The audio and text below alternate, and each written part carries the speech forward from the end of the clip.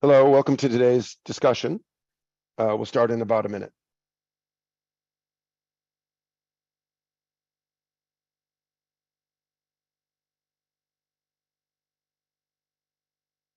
Welcome everybody to today's UN International Women's Day Woman in Water discussion. We're going to start in about 30 seconds. Wait for a few more people to get into the room.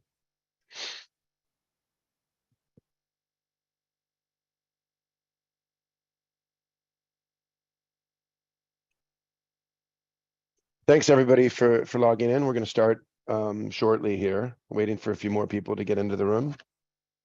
Turn my ringer off. See a lot of familiar names coming into the room. We're going to start in a few minutes, or sorry, a few seconds.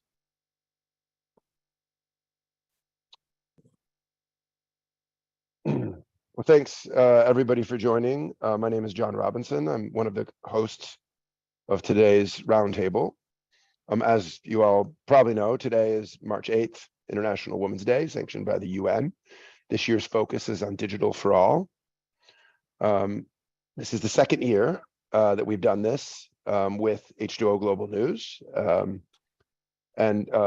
Just very honored to be able to have the opportunity to get together 6 women who wake up every day and are working on some aspect of water or wastewater. And Abby and I have been talking over the last few months. This just deserves a spotlight to recognize people who have dedicated their careers to something that is arguably the most important thing. Abby, quick introduction on yourself and H2O Global News. Yes, so for those of you that do not know me, I'm Abby Davey, the co-founder of H2O Global News. I'll keep this really short and sweet because our job is to give people like yourself a platform to talk about your amazing innovations and technologies. That is what we do. We support people all around the globe and give people a voice and a platform. And I'm just honored to be here and grateful to be a co-host again this year. Thank you, John. Great, thanks, Abby. We're just going to quickly go around the horn. There's still some people joining the room. Welcome everybody to today's discussion. If you just joined us, we haven't really started yet, but why don't we go around the table and allow everybody to do a quick introduction, starting with you, Jess. Sure. Great to be here. My name is Jessie Marr, and I'm the Director of Technology at the Environmental Policy Innovation Center. And what that means for us is we really think about where and why is it so hard for environmental agencies and water resource managers to use technology and data to inform their environmental decision making. Sometimes there's policy barriers, sometimes there's regulatory barriers, but there's often a culture or fear around innovation. And sometimes we just have data gaps. Like, why don't we know where lead pipes are? Why don't we have, 40 to 50 year out of date information on wetlands? So how can we fill those critical data gaps and get the right teaming, policy, and leadership in place to make use of technology and innovation? Awesome. Thanks, Jess. And looking forward to collaborating with you on our upcoming March 22nd event in New York City. Kelly, brief introduction, please.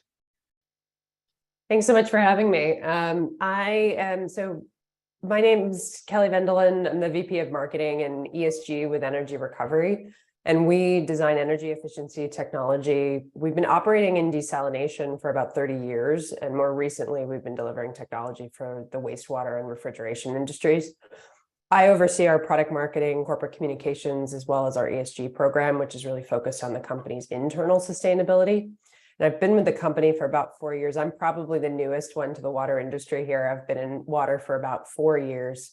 But prior to that was in the solar industry and B2B tech before that. So I see a lot of overlap between how the power space and the water space works, and then how technology can help augment really both. So appreciate the opportunity to be here and looking forward to the conversation. Great. Thanks, Kelly. Erica.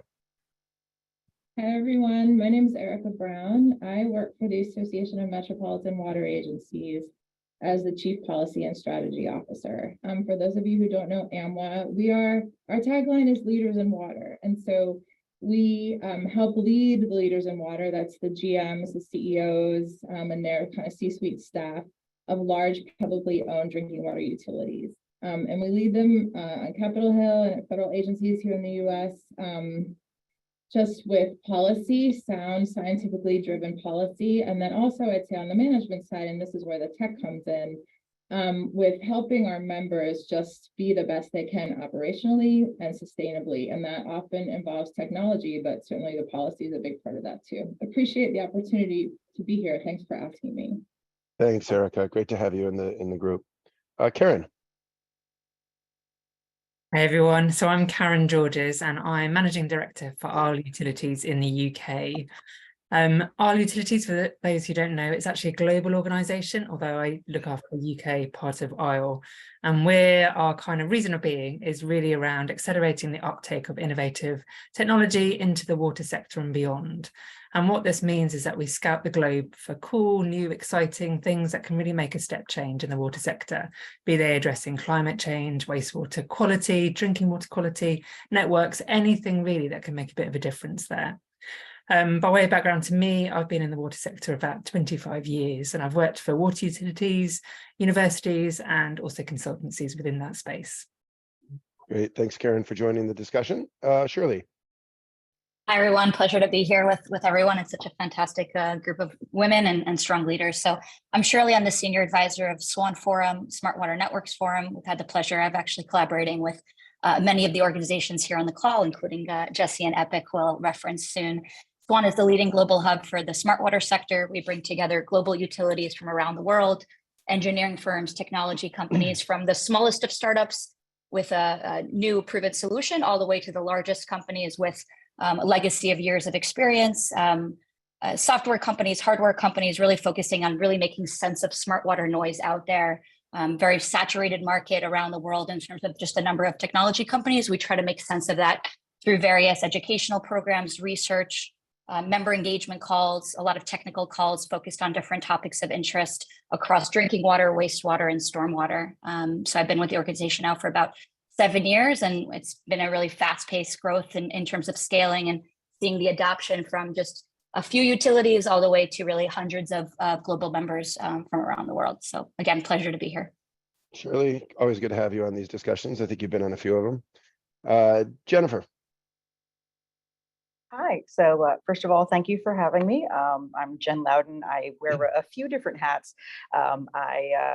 I've been in the water and wastewater utility space for about 15 years, and both in the laboratory as well as in my process control decision-making capability. And over that time, I kept finding myself saying there has to be a better way of doing this when it comes to how utilities manage their data and turn that data into information, especially that information going out to process control decision makers and everything. So a couple of years ago, I decided to act on something, and because I'm a glutton for punishment, founded my own water tech startup around data management for utilities called Intelligent Water Services. So I've been going strong with both ever since. Great. Thanks, all 6 of our featured participants for joining. And Jennifer, I'm actually going to start with you. As an entrepreneur with a vision and a mission to solve a problem for customers, maybe you could elaborate a little bit about what is the problem your customers wake up to and what exactly are you bringing them? I think our audience would be interested in that. Yeah, so it's interesting. Utilities, both large and small, share some of the same problems, especially in terms of data.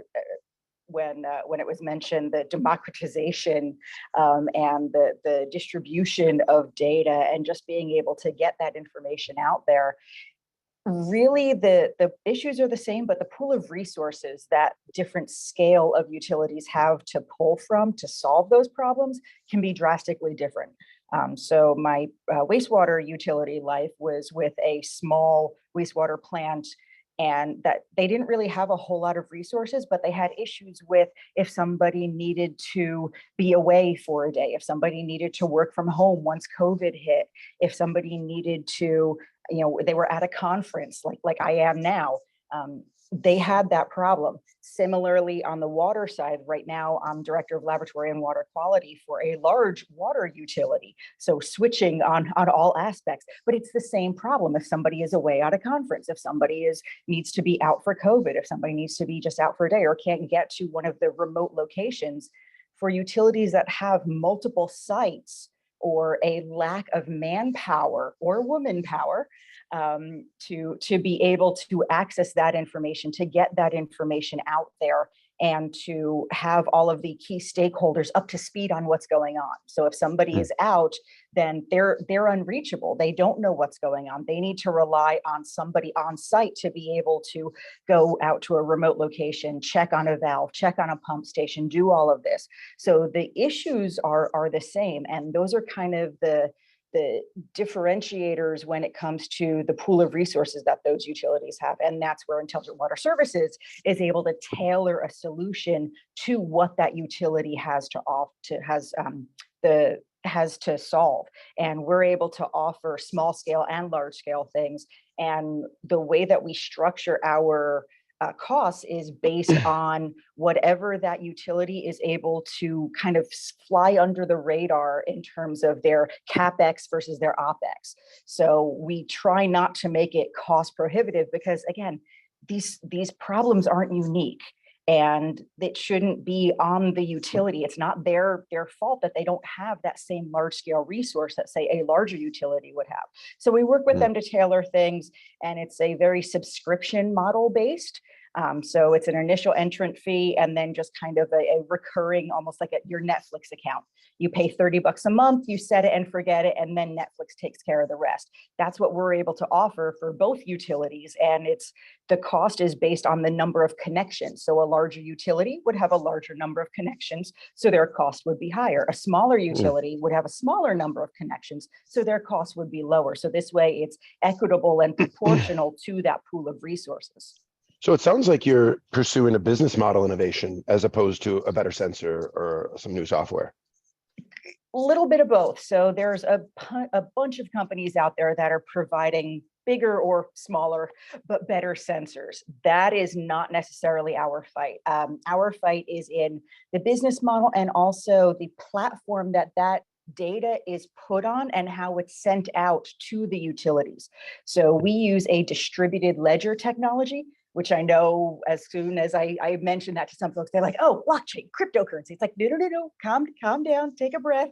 It is the same technology, but with a very, very different use case. It's actually used in global shipping logistics. So the way that my company came about was I started thinking, well, why can't we look at water and wastewater as a supply, as a commodity to be tracked as it goes from point A to point B, whether that be a collection system, distribution system, industrial wastewater, potable drinking water. We have utilities that are starting to deploy sensors. So as Shirley can attest with, smart water being really kind of the new thing that all utilities are striving for. We have the sensors in place, but what we do is we take the data collected by those sensors and we house it on a central repository that can only be accessed by a certain number of people in a certain number of places under a certain number of conditions, which under ideal circumstances, okay, fine. But we live in a very non-ideal life, and these utilities are 24/7, 365, regardless of what else is going on. So that data needs to be turned into actionable information, no matter where you are. So that's where that distributed ledger technology really kicks in. Great. Thanks, Jen. Appreciate that. Just for people who logged in a little bit late, we're just going around doing preliminary introductions here. The chat function is open. If anybody in the audience wants to pose a question, go into the chat thing and we'll try to get it to all the questions. Abby? I'm actually going to go to Erica now. Because of your connection with utilities, speaking to utilities on a daily basis, first of all, introduce yourself, but maybe I'd be quite interested to see your thoughts on what Jennifer's doing and if utilities are feeling those pain points and are they listening, are they adopting? I'm interested to see your point of view there. So take it away, introduce yourself, fully and what you're doing? Sure. Thanks. Again, for folks who joined late, I'm Erica Brown. My organization, AMWA, is an organization that represents large publicly drinking water utilities, and specifically the leaders of those utilities. And actually, I just met Jennifer this week because she was at AMWA's policy conference, and she works for one of our members on the East Coast.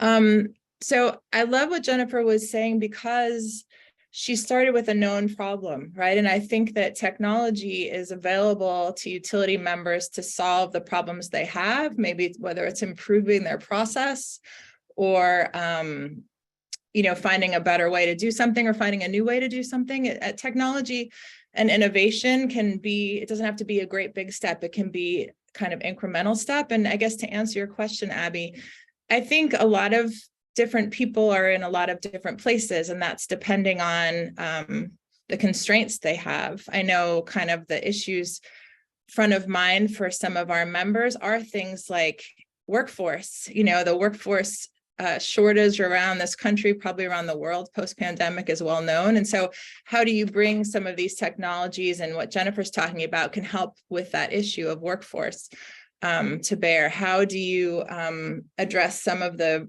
regulations coming down the line here in the US? I know with their opening, Jesse mentioned lead. So lead and copper rule in this country is going to be revised.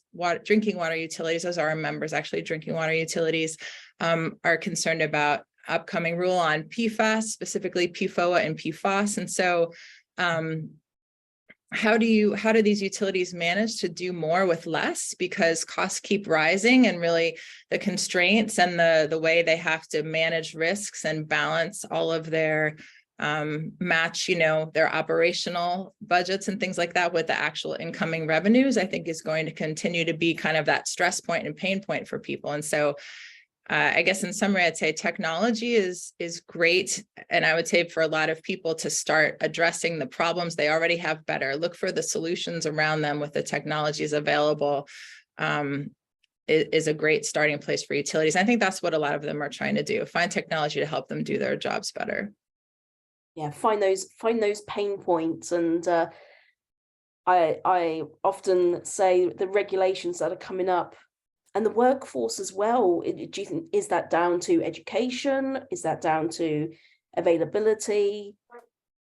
It's so many things. It's interesting because our members were just talking about this week. It's making people aware of what we do. I mean, I think people are generally, I'm making generalizations, but a lot of people are disconnected to water, right? And where their water comes from, especially in urbanized areas. And so some of the conversations that folks were having was, how can we get to people earlier, elementary school, middle school, to help them understand that, a career in water with a water utility is really a great place to be. You're protecting public health, you're involved in the community, you care about your community, but it's a steady job over time, and pays well and decently, but it's not, it's not necessarily sexy for some people, but I happen to think water is very sexy, actually, and working in water is fantastic. But especially, I think, for people coming out of school, especially in tech professions, we have to do a better job in this country of making it, keeping wages up with kind of the current wages that are made available. But onboarding is huge. Go to community colleges in this country. There's a lot of ways we can do this, not necessarily through universities, but also thinking about trades and things that I would say traditionally a lot of people in this country haven't thought about as much as I think they're starting to think about, at least particularly with regard to water utility, a career in water utilities. Absolutely. Thank you for that. I'll pass you over, baton back to John. Back to me, and I'm going to go to Jess at Epic. A little bit more about what's on your desk and what are your projects in 2023? Yeah. I mean, I think just building off of what Erica was saying, if folks not thinking about a career in water utilities or not knowing where their water come from, it's a huge project that we've been working on in the last year. It's just a national map of who gets water from who. It doesn't exist. If I am in any, there's, I think, 10 or 15 states that have that data. But for everywhere else, you cannot find that information. And so We've been spending a lot of time kind of collating that data from different utilities and working with states to make databases of where they get their water from, which is useful to the general public of maybe I've a renter and I've never paid a water bill actually, or I'm in an Airbnb in a different town and I'm just trying to know, can I drink the water from the tap? And without easy, understandable information about where it's from, is this safe to drink? You go to bottled water or you go to other alternatives. So we're really thinking about how do you both build public trust in drinking water and just make it easy to know if it's safe to drink or not. And then I think on the flip side of that, really related to some of the other folks here, is how can utilities more easily innovate or more easily try out different technologies? And so really respect the work of TAG at ISLE, the technology approval group, of kind of testing things out and then having a community of practice around, yes, this works, this doesn't make sense, I want to try that. And kind of how do you spread that out across more utilities or more folks within the water sector and kind of share those practices or lower the barrier to just try something without fear of failure. Or maybe you might fail, but it's okay because we're going to learn and then try something else. But those are kind of the two different, I guess, places that are most prominent in my work right now. I think Jess, you're maybe you saying could, something. Jess, maybe you could just talk for a minute or two about this movement around democratization of data, about what that means and what needs to happen to accelerate the democratization of water data movement. Yeah, it's a great question and a big one. I mean, I think what we're thinking about is what are the ways in which you can have easily accessible, understandable information around water and information, and that is coming from a bunch of different types of sectors and having that in one framework rather than just dispersed in all these different places. I think one of the things that we have an eye on, and I would ask folks to also take a look at, is a new bill that was introduced called the Water Data Act, which would create a national framework for water data. It would be housed under USGS for now, and it's built off of the New Mexico bill from Mark Stansbury. I think if that was to be passed this year, which we really hope that it is, would really pave the way for a much better democratization of data and common framework. There's a grant program that's a part of that, and there's a lot more interagency coordination that would come throughout that bill as well. Abby, back to you. Thanks, Jess. I think I'm going to lead straight to Karen, because of course you're helping people at our utilities to navigate what solutions to use. How are you doing that? How are you supporting the growth of those innovators and helping utilities make those decisions? Yeah, so we do quite a few different things at ISLE. So Jessie mentioned TAG, so our Technology Approval Group. And this is really where we started within the water sector 11 or 12 years ago. And TAG, or Technology Approval Group, we run these forums globally. So we have forums in the States, in Europe, South Africa, Australia, Middle East, and South America as well. And what this is, it's a member-led forum. So the members are end users, and these are water utilities in the different countries, but also we run industrial TAG events as well. And we find some technologies that will meet their challenges and their needs. So we do this needs assessments with our members. We ask them, what are those burning things in the next year, in the next 5 years that you need to address? And then we go and look for technologies that will address those.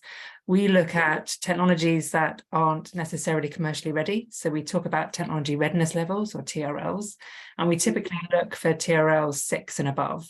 So those are technologies that still need some testing within, the water utilities or whoever the end user is, and still need some development.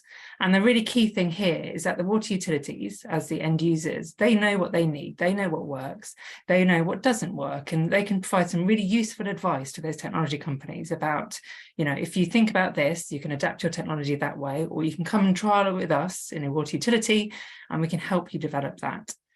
So that's one aspect of what we do. But we also run something called the Trial Reservoir. And this came about a year ago, and it was really to address the climate crisis that the planet is facing.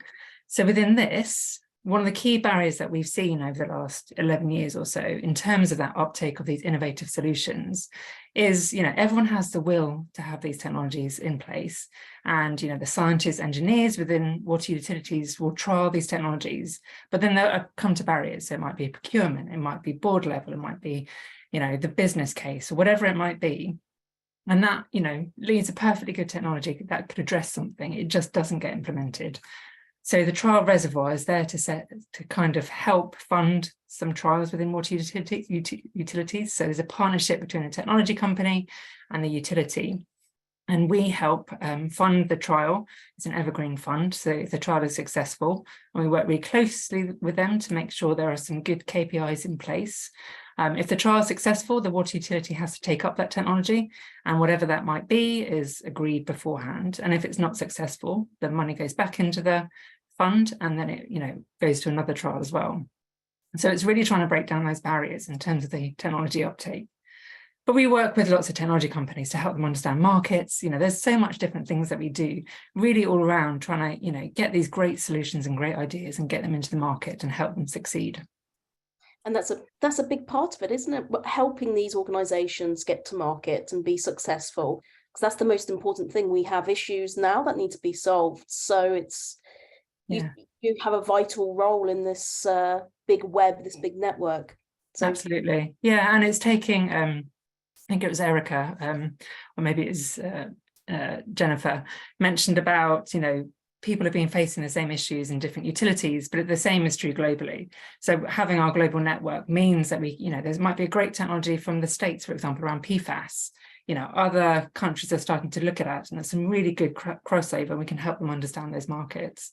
But also technologies from other sectors as well, you know, coming into the water sector, you know, if you're coming from oil and gas, it's a very different market, and just helping them understand, you know, what's transferable and what's sometimes not transferable as well.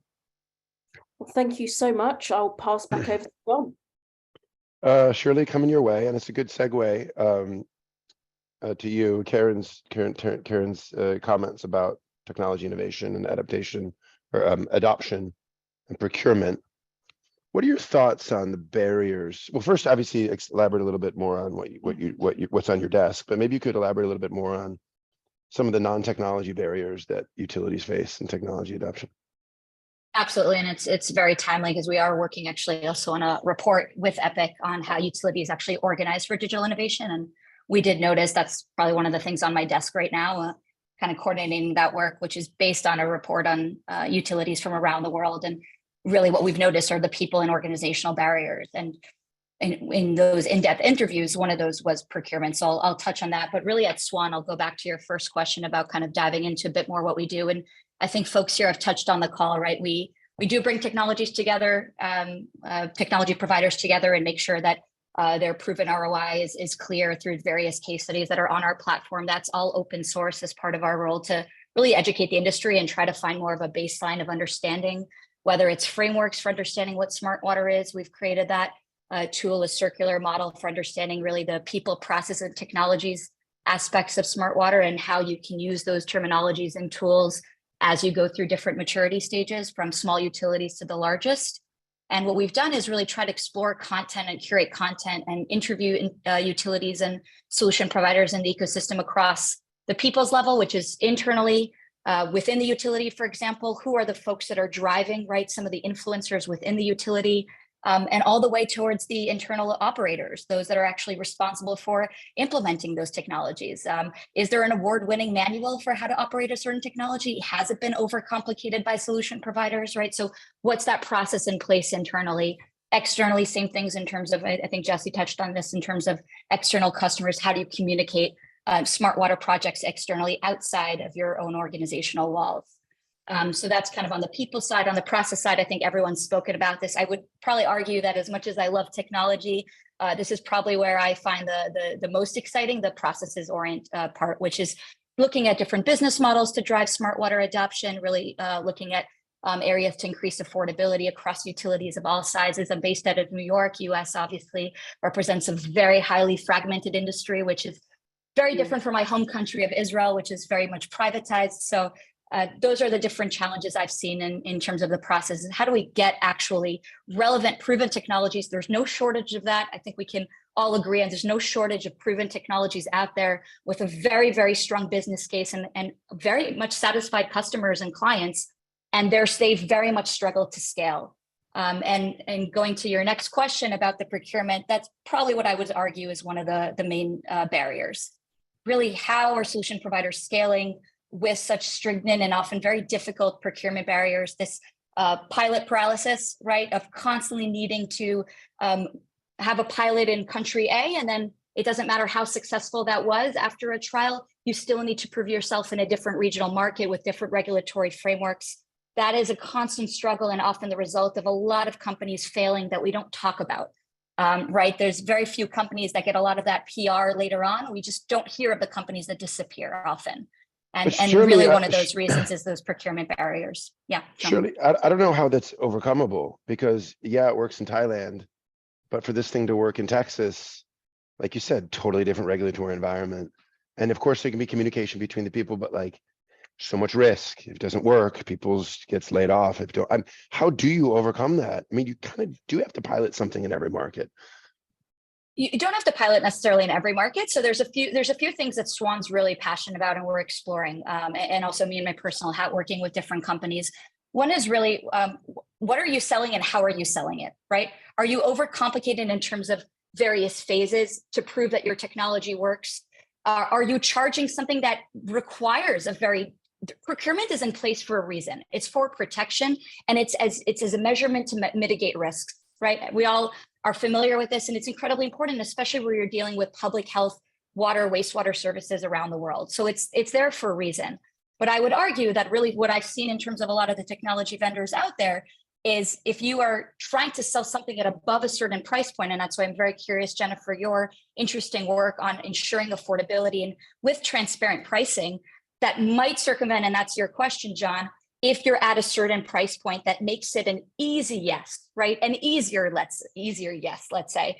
Another model that we're really passionate about is data as a service. And that's looking to really offset that burden of those capital infrastructure costs, really on those that need to prove themselves, which are the solution providers. And that would essentially mean that utilities don't have to focus on things that they're not, that's not the core of their services, right? For example, a metering company to really be responsible for the installation of a certain hardware, a sensor, a flow meter, and the utility will only pay for the end result, whether that's predictive analytics or so forth. So those are ways we can shift some of those procurement barriers, let's say, and put that onus on those that do need to prove it. And those are the solution providers. And like I said, there's no shortage of them, but the ones that really can come to market with technologies that are simplified, that show the value without having to go through all these procurement hurdles and barriers, again, for a very good measure. I think those are ultimately the companies that will be most successful. And that way we can hopefully see more of an uptake of technologies across utilities of all sizes. And that's still the barrier as we talk about all these webinars and conferences we see. The uptake of those technologies are still at the 1% of the market, at least in the United States. And that's what I'm very passionate about, hopefully changing with the work of a lot of really great companies and people out there. Thanks, Shirley, and thanks for your thought leadership on that track of thinking. Abby? Over to you, Kelly. Tell us about energy recovery and your work within the ESG space as well. And what's on your desk? Tell us. Sounds good. Yeah, no, it's interesting listening to this conversation is because for me, and this maybe isn't surprising given the name of the company, where my head goes and what I'm spend a lot of time thinking about is the interconnection between water and energy. And what energy recovery does is we make energy efficiency technology for desalination, actually refrigeration, as well as wastewater treatment. We've made energy recovery devices. We're the market leader in desalination for 30 years and are now more recently operating in wastewater as well. And I think, for us, our goal ultimately, which I think everyone around this table, so to speak, shares, is to make it economical to deliver water. And what we do, our role in that is a little bit different, I think, than some of the other. We're a little more upstream because we're part of when a plant actually gets constructed. We're one of many technologies that goes into the plant, but our role is in significantly reducing the energy required to desalinate water and treat industrial wastewater via reverse osmosis. And I think what I find very interesting about this conversation around digitization is that both new water sources, so reuse, desal, as well as mass implementation of digital tools, they're critical to address water quantity and quality challenges. But I think what I think about a lot is, and I think this, again, not surprising given the energy efficiency benefits that we deliver, is all of that has the potential to be extremely energy intensive. So, thinking about mass implementation of online monitoring, digital twins, AI, advanced treatment technology, I think it all has an opportunity, and it's all incredibly beneficial to improve the efficiency of water utility operations and how we deliver water. But all of it requires energy, and it's sometimes a bit of a hidden cost in the terms of data centers and all of that. And I think what is also sort of on my mind is that as the water space moves towards seeing more adoption of digital tools, which I think is going to significantly help in terms of how do we get water to people who need it in the most efficient manner. I mean, we have a finite resource that we're dealing with, but we are going to be competing against electrification and all other areas of the economy. So think about transportation, renewable generation. There's a number of different places where electrification is underway. And so given that, I think it's going to be what I am thinking about a lot, and we've been talking about a lot at my company, is that the use of digital tools to improve water supply and quality, knowing how to do that in a way that maximizes effectiveness while also minimizes energy demand, is going to be a very important skill for the future. Because we are going to be competing, we're going to be competing for energy, even with the advent of renewables. And so because of that, I think what's important, in my mind, what's important to kind of keep in the conversation as we talk about digitization is, how do you also think about solving for the energy challenges? How do you think about designing it in a way that you're being energy efficient? Because otherwise, I think you run the risk of having your costs increase significantly down the line, because you're competing for electrons with everybody else. Yeah, and that is why you're here as part of this discussion, because as you say, as uptake is increased, Yep. you've got the energy, which consumption going up. Do you see, is cost the main factor of people working with energy recovery? Or is that, what are the other tick points that you hit? Yeah, so the pain points, I mean, I'll use desalination because, I think, especially as we think about water supply, right, a balanced, what I believe is that, I mean, we have to use what we already have better in terms of reuse. And I think that's what a lot of people around this table are doing. But I also think that you do need drought-proof solutions as well, given what we're facing in terms of climate change. And that's where desalination comes in. And so what for 30 years, what we've done in desalination is we help solve one of the kind of the key pain point for reverse osmosis, which is energy intensity. And what comes along with that, of course, is emissions. So by reducing that, we reduce it by about 60% on and the energy intensity of desalination, and similar benefits for wastewater treatment, industrial wastewater treatment that's being done via reverse osmosis. That's our sort of role in it, is how do you design the plant in such a way that you actually can have the energy demands not be such that it's uneconomical to treat it in a sustainable way. And this is particularly true on the industrial wastewater side, is that when you think about, for example, zero liquid discharge, MLD, those solutions become very difficult to adopt in a way that is energy efficient, unless you can reduce the energy intensity. It's way more easy. It's much easier to dump the wastewater than it is to treat it sustainably. And so if you can reduce the energy intensity, then I think that's a key piece of the puzzle. Is it the only piece of the puzzle? No. But is it the piece of the puzzle that we help or are aspiring to help solve? That's sort of where our play is in those two markets. And just while I have you, we do have a very quick question from the audience, from Lara Kelly. Do you work closely with energy utilities or companies? Our group, so we're a global company. We're small. We're based in the San Francisco Bay Area, but we're small but mighty. We've got folks everywhere. And our primary customers tend to be the procurement companies that are actually building the plants.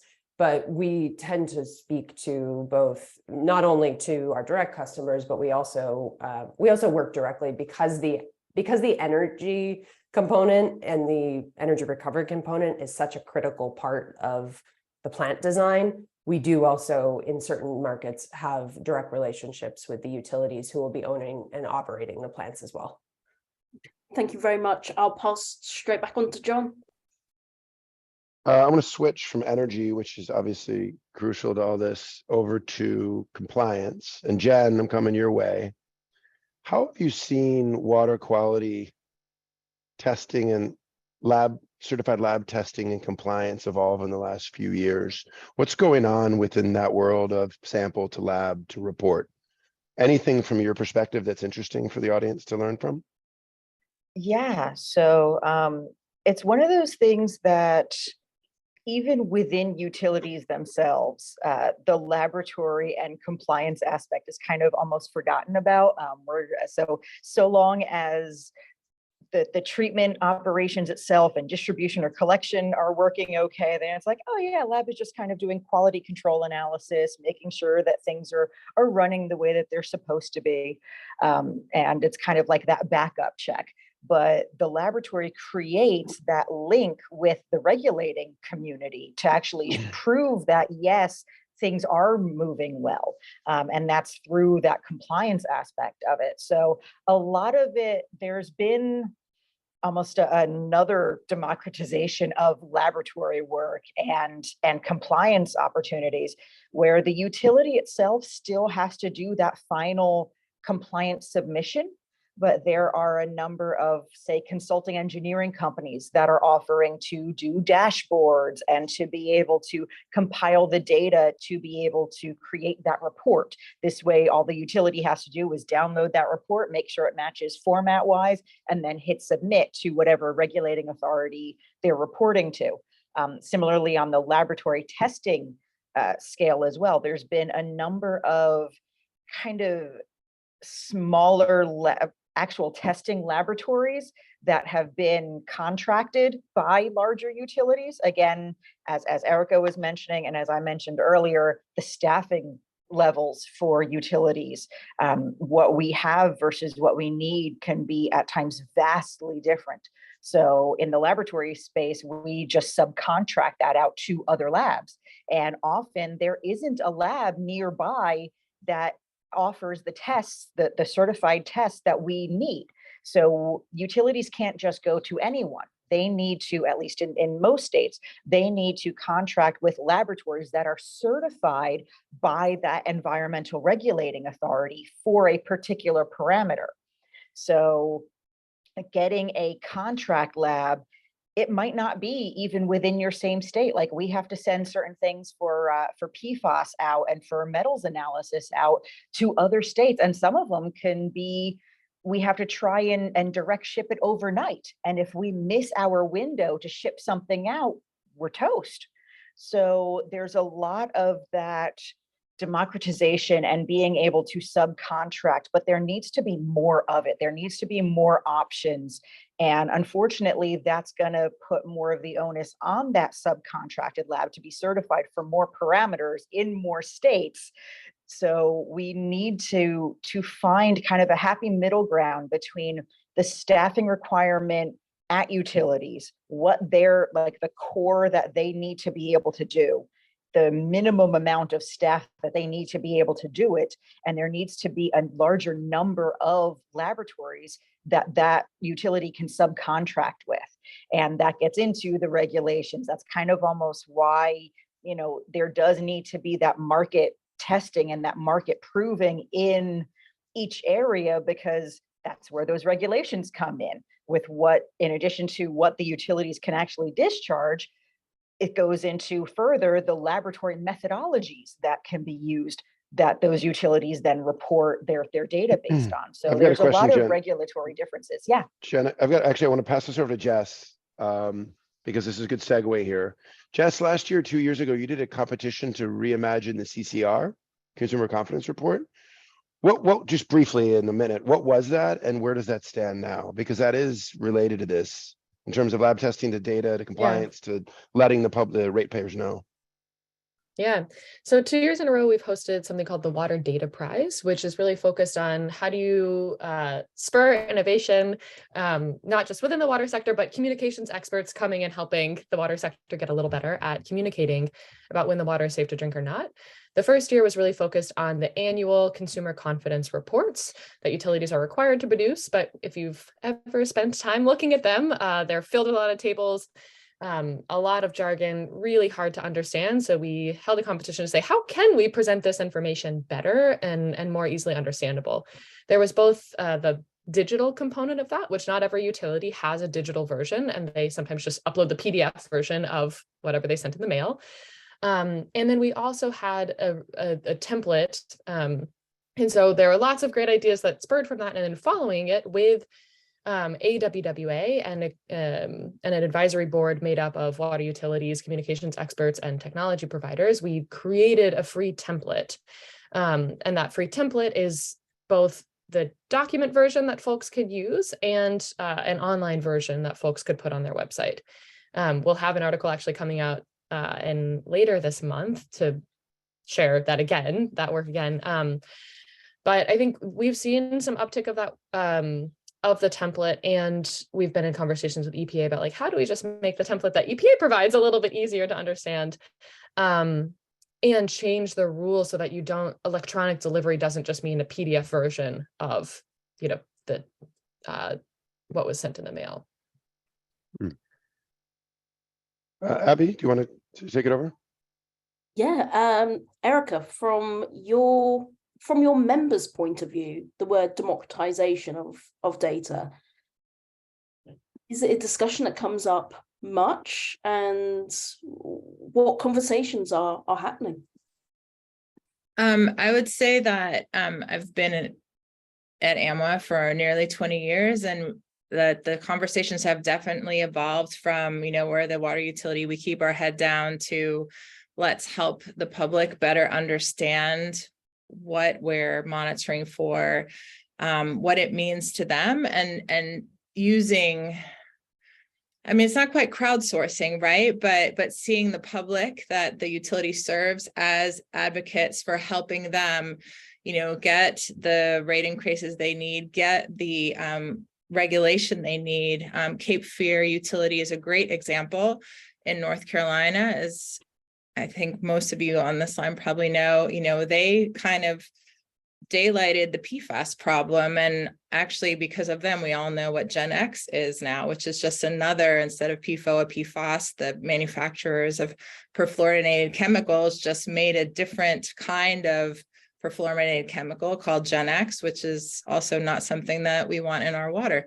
So anyway, by telling people, what's in the water, and by letting people know like what they're doing to remove that, that's, I think, really helped them build trust in the community about the work they're doing to remove some of these chemicals. By and large, water utilities, at least in my experience, our members are definitely moving towards sort of open data, letting people see what they monitor for, what it means to them. But kind of as Jesse said, in the rules, just kind of putting all that information out there without context isn't necessarily helpful. So water utilities need help from, public health folks, from the regulators, and saying like, how do we communicate about things like uncertain risk? How do we communicate about, what does it mean when a regulated health advisory level is below the level that you can actually detect, right? That's really complex stuff that's not necessarily in the wheelhouse of most water utilities. So I guess putting more data out there is something that people want to do. But one thing that I haven't heard anyone talk about yet that I think is important is thinking about kind of the cyber side of things. So when we're talking about data and information, cybersecurity is a huge issue that people talk about, and understanding, the importance of having only one-way ports, right? From getting data that you need out to the sites that need it, rather than having it be a two-way so that somebody can hack into your system and maybe shut down your SCADA. So that's super important. I think when we talk about data and information, we have to understand, how do we protect the most critical operational data? How do we protect our IT systems that manage all that data from being hacked, through the HR department, keeping things disconnected and, not giving everybody the keys to the data kingdom, as it were. Absolutely. And John, over to you. Over to Karen on the topic of cybersecurity. That is one realm of digital water that comes up pretty regularly. The question for you is, at IO, what topics of digital water seem to be near the top of your desk these days? What are some areas that have you excited that you're seeing a lot of activity in within digital water?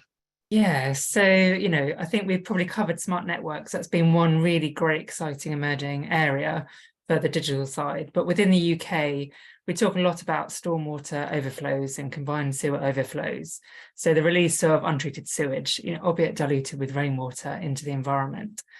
And what we're seeing now is a lot of sensors and monitoring of these overflows and the availability of data to the general public. So they know when their local overflow has been operating, for how many hours. Water quality data isn't linked to it as yet, but at least having that information is really valuable. Erica mentioned about context, and that is something that is so super important, because certainly in the UK, water utilities have pretty bad PR, bad press at the moment, for some good reasons, but also perhaps some unfair. But it's because the context of the data and the information hasn't necessarily been communicated in the right way. So almost linking back to what Jessie was saying about how is it presented? Are we really just, if we're uploading a PDF, it might mean something to the scientists and engineers, but it means nothing to the general public. So there's loads of exciting things. And I think just having that availability of data with the right context to the general public, so they understand what's going on and can hopefully build back that trust with the water utilities. For me, that's something that's really exciting. What about at Swan? Thanks, Karen, for that. At Swan, Shirley, what are some of are there other areas that Karen didn't mention that seem to be areas of focus for Swan now? Yeah, it's really interesting. And I do want to take a minute to answer also Abby's point about what is democratization of data to us and some of our members. So yeah, we're really interested in kind of both the technology side of things. So we're looking a lot at digital twins. And it goes back also to the processes. So before you actually in place and put a lot of investment in technologies, you can actually leverage various simulation models on the design side, for example, of a plant, before you actually go and actually spend money on technology side of adoption. So that's kind of on our plate now through the works of a global digital twin work group, which has been around since 2019, very much leading. We've released again a number of guides on this to kind of guide utilities when they're considering using this and what are some of those best practices. Smart metering, I mentioned business models, data as a service being one of those that we're interested in. I'm trying to think overall. I mean, we have a lot going, but those, yeah, CSOs absolutely, as Karen mentioned, is amongst our interest areas. Water quality monitoring. Those are just some examples. I mentioned smart metering is definitely a focus. Regarding the democratization of data, I think one way of looking at this is also democratization of responsibility. It's not only right on the utility and the common ecosystem players, but with that comes responsibility to ensure the quality of that data with some type of audit. I think there's surrounding questions from at least our members on open data, democratizing data sounds great, but really, again, how can we ensure the quality to actually drive decision-making that's based on results? And there comes back our members' passion for data, ensuring that things are still evidence-based. You might be a passionate citizen scientist out there, but really how can we ensure really that reliability aspect? So I think with that comes again responsibility, whether you're on an individual level or in a group level, to ensure that that data is used wisely and again can power decision making, whether it's on a local level or regulatory governmental level. I have a question for Kelly again around energy. What are some initiatives that you're tracking, Kelly, on the municipal side in North America that will drive your business in the next 5 years around energy and water?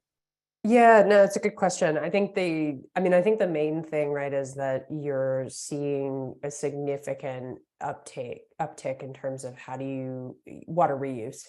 is Hmm. particularly in the West. That's an area that, I mean, desalination, I think, is part of the conversation as well. And you're seeing, some projects move faster than others depending on the area. But from a reuse perspective, if you look at, California, even all the way up through Washington, which is where I live, you'd think maybe we wouldn't need it as much given all the rain, but it's still part of the conversation is how do you implement reuse and perhaps even true toilet to tap in these areas, in a way that's energy efficient, and doesn't undercut the overall emissions and environmental goals that are in place in these states.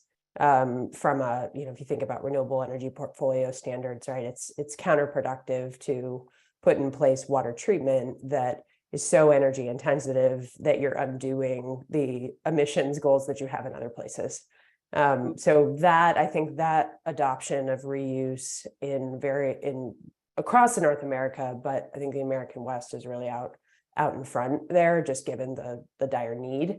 And that is an area where energy recovery is closely involved, but can also, I think, add a lot of value in terms of actually being able to implement those solutions in a way that is not so energy intensive. Yeah, this always happens. We get to 3 minutes left in the hour and the Right. conversation just starts to get warmed up. Yeah. But with just 3 minutes left, maybe we could just quickly go around. Jess, some parting thoughts, and then Jen, just in under a minute, what are some Sure. parting thoughts with everybody you want to share? Yeah, I mean, I think one of the things that really sticks out to me is a stat that water data is collected across 25 federal entities, across 57 different data platforms, and 462 different data types. Like, that's insane. And that's just the federal level.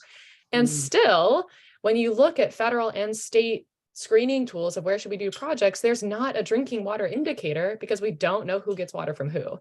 So how do we take this entire world of water data and start to answer some of the questions that we really want to know about? Is my water safe to drink or not? So comes down to digital infrastructure, comes down to the type of information we're sharing, how we share that information. But that just still blows my mind every day, and thought I would leave you all with that. Awesome. Thanks, Jess, for sharing. Jen, any just quickly in 30 seconds, parting thoughts for everyone? Yep.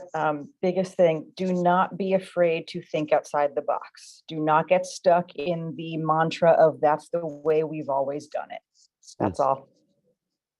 Erica, parting thoughts for everyone. I'd quickly second what Jennifer has to say, but then also just others have mentioned this, but I think democratization, digitization of data, really collaboration is key to that, and just learning from each other. And so I love what Isle and Swan are doing and others, because I think uptake of some of these technologies and use of data will become more prevalent the more utilities can say, oh, they went first, they tried this, it worked. There's less risk for me to do the same. So we need to keep collaborating.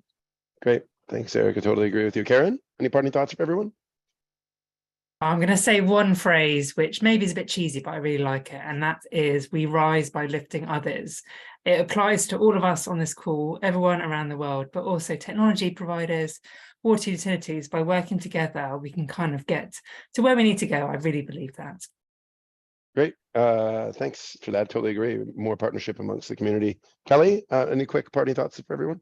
Yeah, I would say for anybody that's looking to come into the water industry, really, I think a skill that's worth cultivating is how do you think about adopting digital tools, better use of data in a way that both maximizes effectiveness, but also minimizes energy demand. I think it's going to be a critical skill, and one that will position you very well for your career if you cultivate.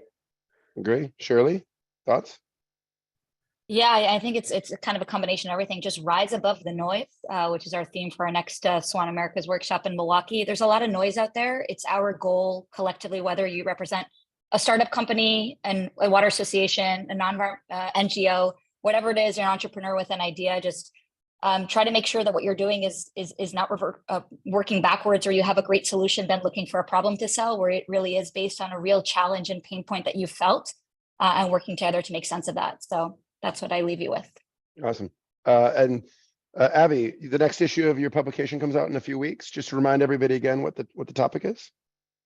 with the It focus? is the focus of this discussion today, digitalization and democratization, and we have some incredible features from people all around the globe having this very discussion. But we've had a lot of people mentioning in the comments here how they've enjoyed everyone's insightful comments. John will be circulating a link, and we'll have a link on H2O Global News for you to watch it back as well. I've seen a comment, people wanting to watch it back. And I think I want to go back as well to Erica's point. Water is sexy. This sector is great. Anybody watching this, you can see the excitement in these little squares on the screen. Come and join. It's awesome. Back to you, Great. Well, John. thanks, Abby, and fun partnering with you again this event. And thanks to the panel for participating in today's discussion. I think it was really informative, and the recording will be shared with everybody. And thanks to our audience for participating in this, and looking forward to taking this offline with anybody who wants to continue the conversation. If anybody has any questions or needs to get in touch with any of the featured participants, just email me, and we will see you down the road. Thanks, everyone. Thank you. Thank you. Thanks, everyone.